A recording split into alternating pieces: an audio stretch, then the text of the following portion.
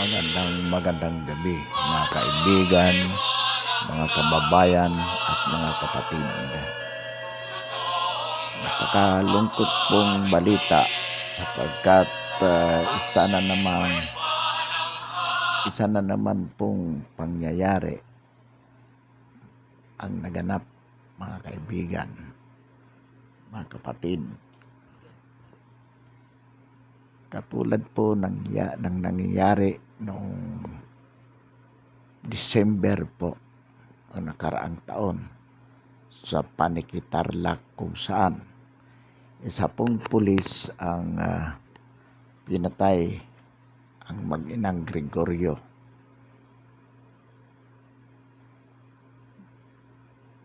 Wala pong kalaban-laban, inosenteng mamamayan. Ngunit alam po natin ang nangyari, isang pulis ang bumaril po doon sa mag-ina. Ngayon naman dito po sa Quezon City, kung saan isa pong babae, biktima, binaril ng isa pong pulis dahil din umano sa alitan ng magkapitbahay. So napakalungkot po at ito po ay hamon sa bagong PNP chief na si General Eliazar. Nakita po natin na galit po siya. Pero ang ibig po sabihin nito na marami po sa ating kapulisan ang dapat na mareforma. Malinis po ang institusyon sa mga ganitong uri ng kapulisan na sa halip ay maging protector. Sila po ang kumikitil sa buhay ng mga mamamayan na dapat po nilang proteksyonan. Nakakalungkot po dyan makikita na talaga pong walang kalaban-laban ang kanilang biktima na sana ay hindi talaga dapat gawin kung isang matinong pulis ang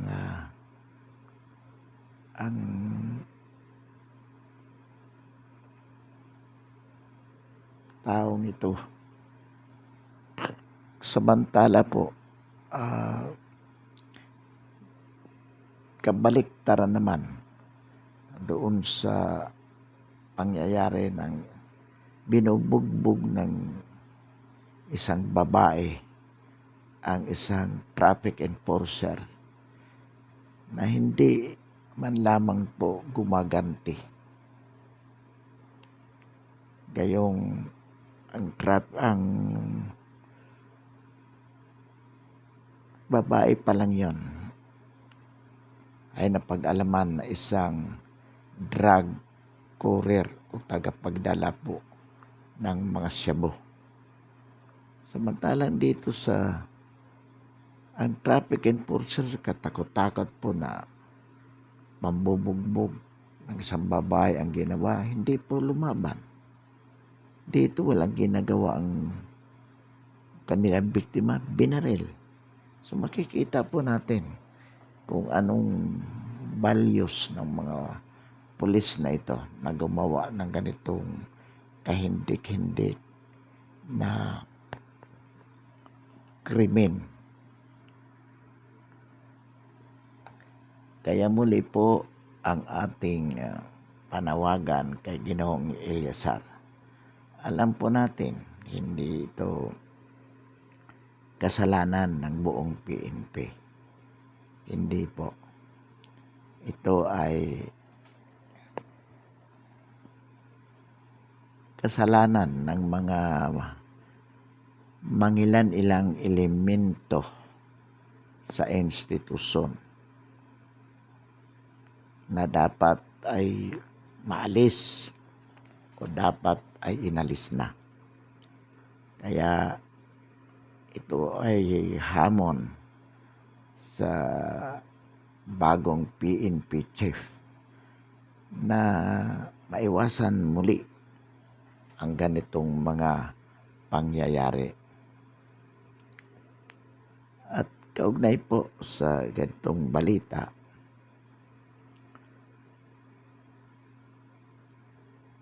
in-interview po ang isang attorney de Guia ng Human Rights Commission. At ang sabi niya, itong ganitong kultura ng kapulisan, ito ay dulot ng culture of tolerance na nagpapahiwatig po na kaya ito nangyayari sapagkat mayroong tolerance o mayroong pinapayagan ng pamahalaan ang mga kapulisan sa ganitong pagpatay. Alam po ninyo, Attorney Tigaya, mali po ang sinasabi ninyo. Government does not tolerate police element to kill an innocent citizens. There is never tolerance.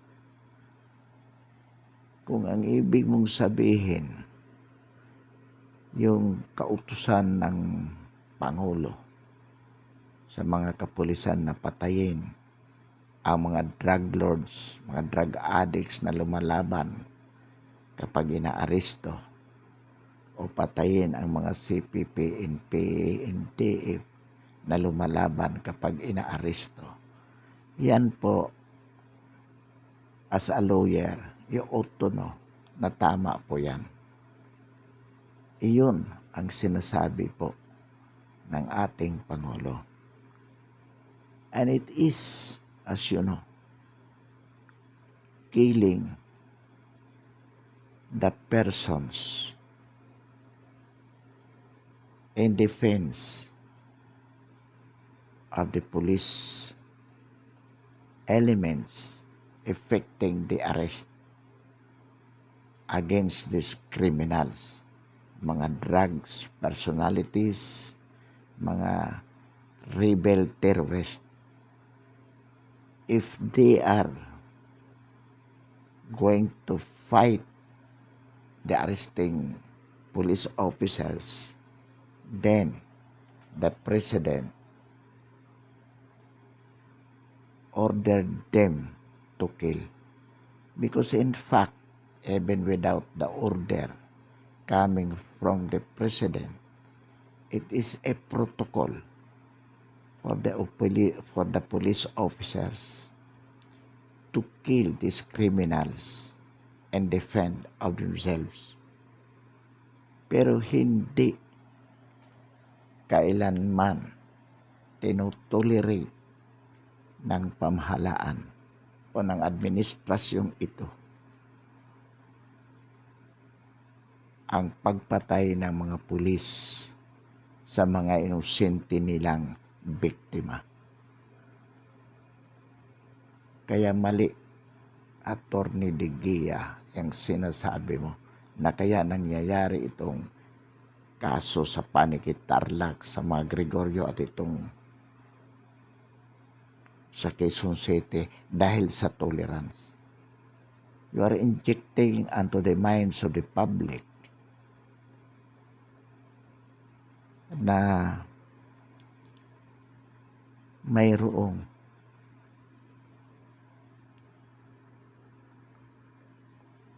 tolerance ang pamahalaan o ang administrasyong Duterte sa mga pulis na pumatay.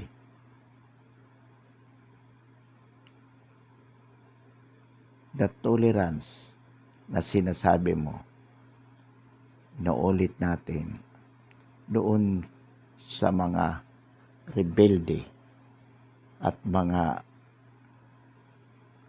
drugs personality na lumalaban kapag hinuhuli.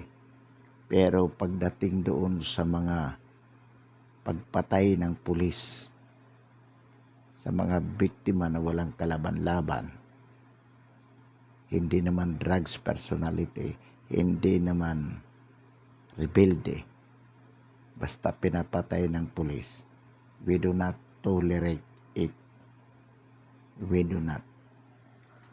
At saka, yung sinasabi mo, Attorney Digia, that the ECHR is opening its door for the government to cooperate with your office.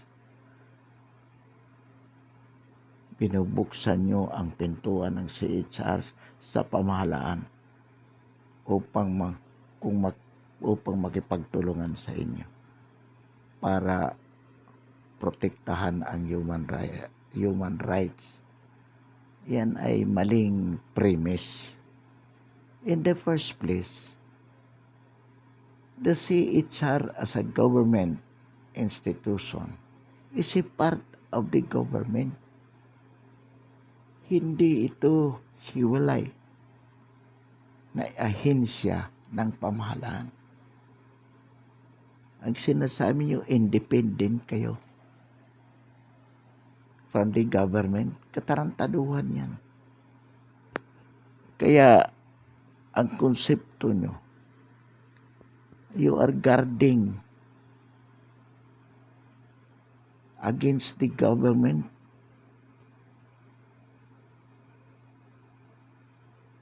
for its violations of the human rights.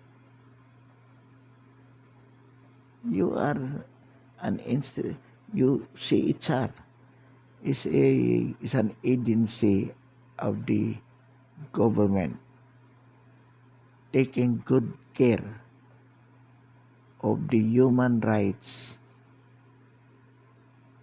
violations committed not only by the government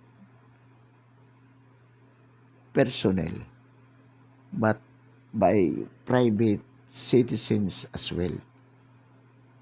Yan ang papel ng CHR. Hindi lamang ang dapat bantayan nito ay ang gobyerno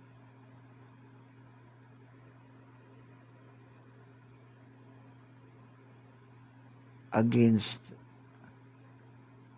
its human rights violations. But dapat pati itong mga rebelde who committed human rights violations against anyone, that is also a concern of Human Rights Commission. Iyan ang dapat maging konsepto at sinasabing mandate ng Human Rights Commissions. As a guardian of human rights, walang pinipili ang Human Rights Commissions, be a government personnel or a private persons, so long as there is human rights violations, concern yan ng Human Rights Commission. Sapagkat hindi itinayo ang Human Rights Commission sa ilalim ng ating saligang batas upang bantayan ang mga kapulisan at kasundaluhan na sinasabi ninyong lumalabag sa karapatang pantao.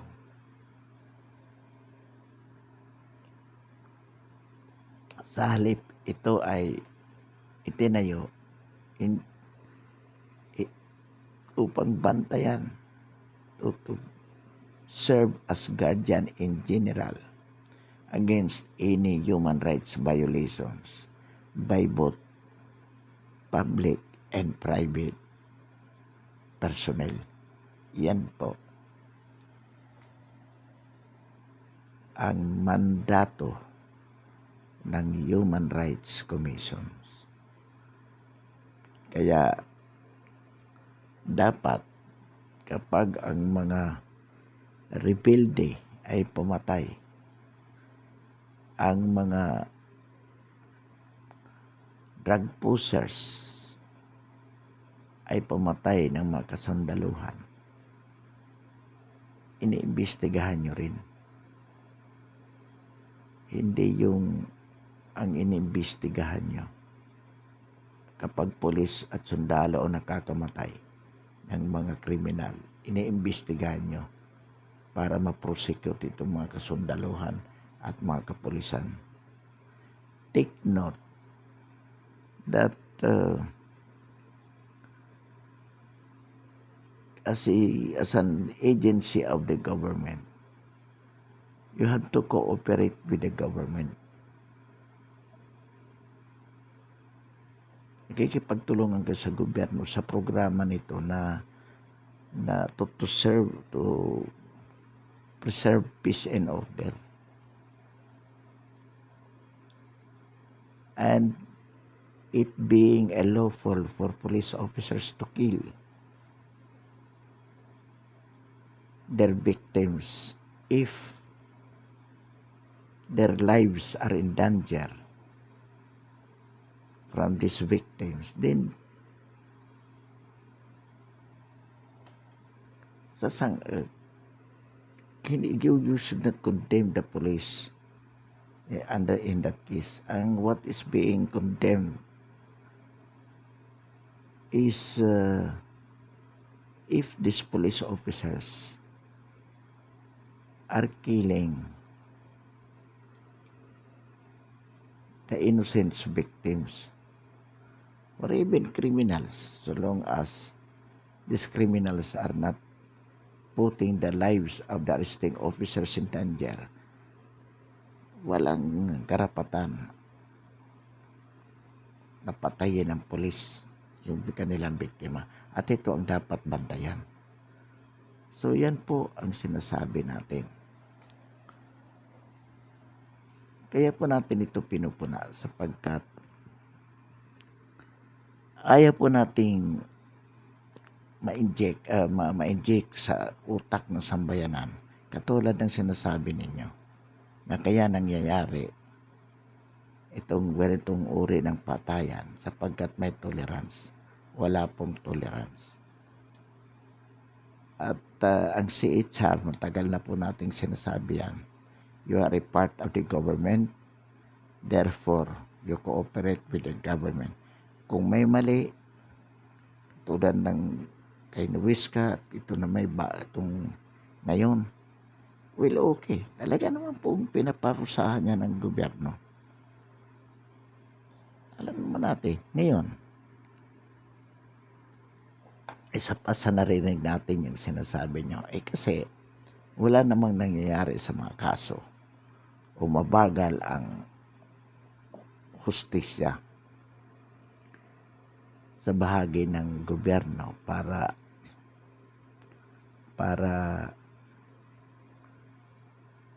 maparusahan yung mga salarin. Kaya nga sabi nyo, nagkaroon ng kaya tuloy yung iba, they resort to AJK because they wanted to shortcut the way of achieving justice. Well, sabihin ninyo, let that observation be known to the concerned government agencies. Sapagkat katulad po ng hustisya, alam naman natin independent ang judiciary. At ito nga nakakalungkot. Kaya din naman nangyayari niyan dahil sa mga lawyers. Yung mga delaying tactics sa korte. Abogado kayo, Attorney De Guia, dapat alam mo yan. So as a Human Rights Commission, if delaying justice being also a part of the human rights violations, then it is the duty of the Human Rights Commission to manifest it to the President formally in terms of your recommendations, and to liaison to Congress for the enactment of laws which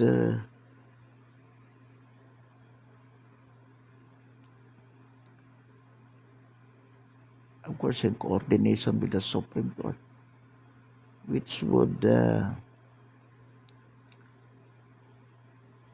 facilitate the proceedings against these criminals so that justice could be served where the same is due.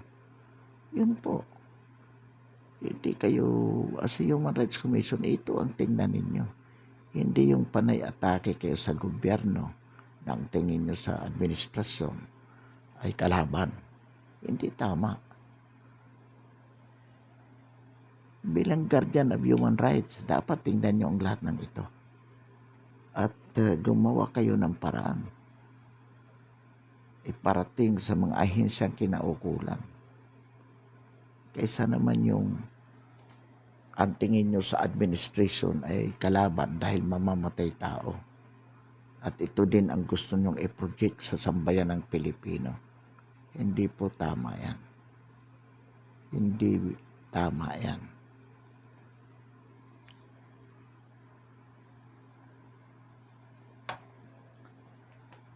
Kay Ginoong Eliazar, alam nating galit ka. Nakita naman.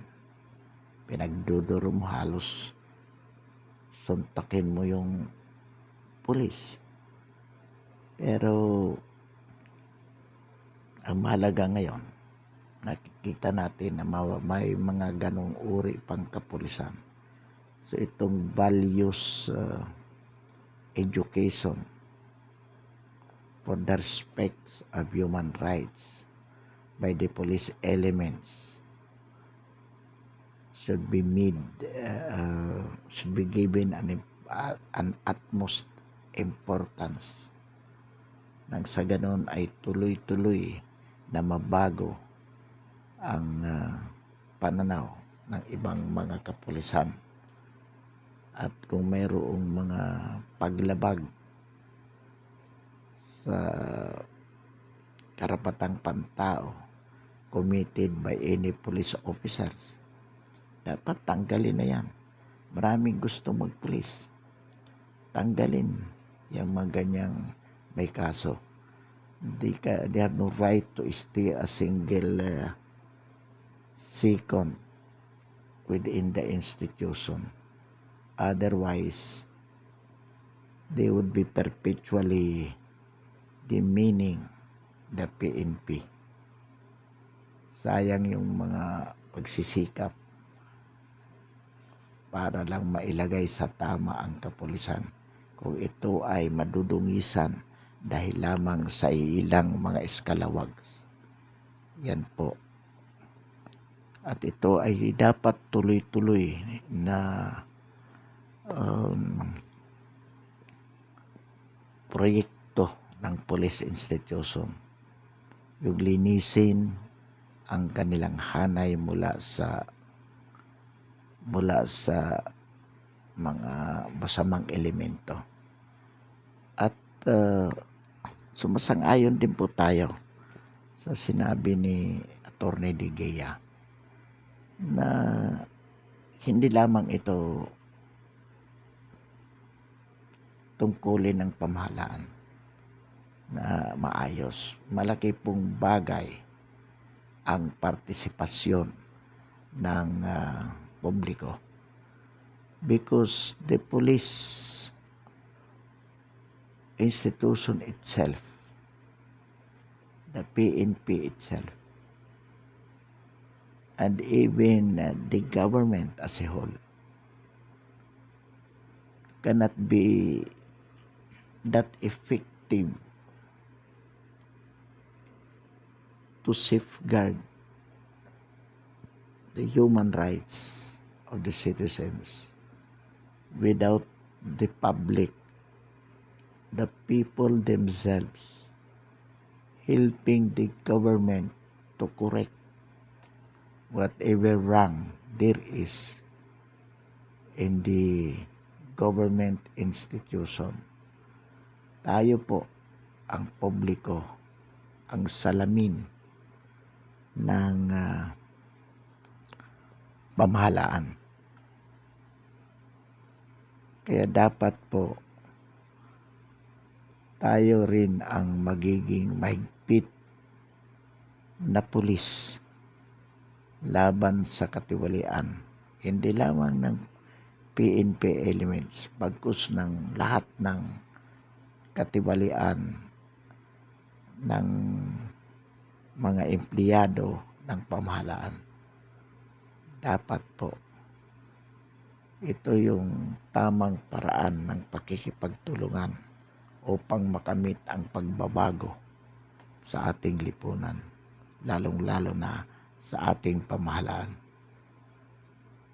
Tayo pong mga pangkaraniwang mga mamamayan ang higit na nakakakita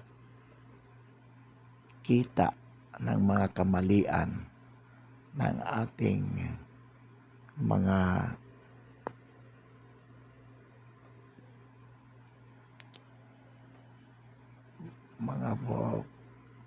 empleyado, mga opisyalis ng gobyerno.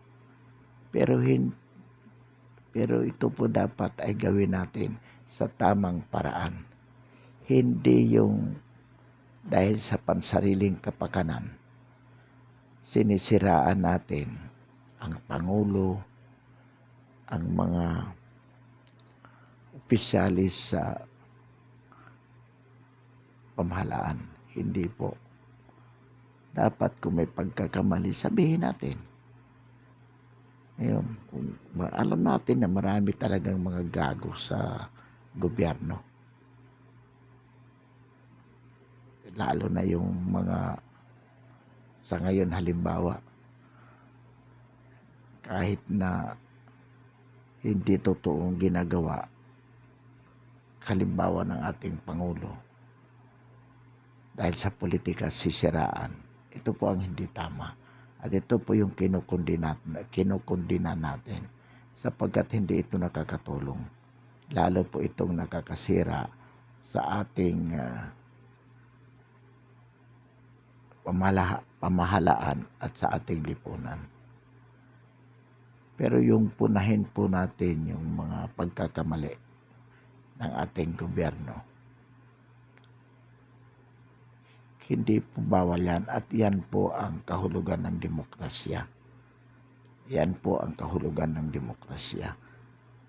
Pero yung siraan mo ang pamahalaan, kontrahin mo, sa layuning ito ay mapabagsak, mapasama sa mata ng sambayanan, mapasama sa mata ng ibang bansa, lalo na sa halimbawa sa China, tungkol dito sa issue ng West Philippine Sea.